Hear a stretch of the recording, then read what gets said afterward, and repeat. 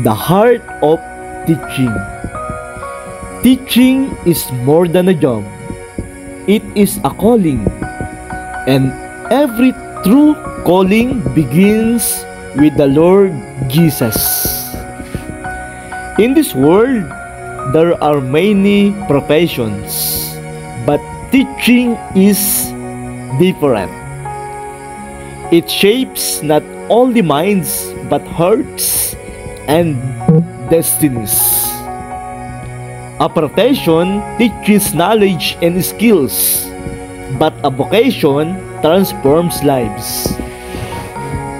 In this is where vocation meets profession. When a teacher goes beyond delivering lessons and becomes an instrument of God's love, grace, and truth.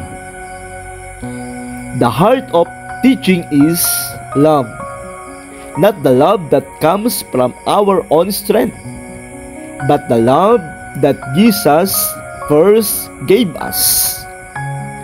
Every lesson, every encouragement, every correction is a moment where God works through us to guide the next generation.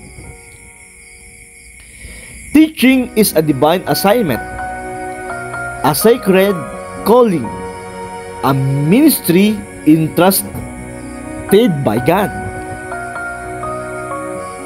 When a teacher responds to this calling, work becomes mission, and the classroom becomes a place of purpose.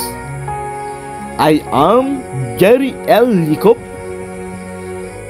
and I believe that teaching is where my vocation meets my profession, and where my life becomes a reflection of Christ. God bless everyone.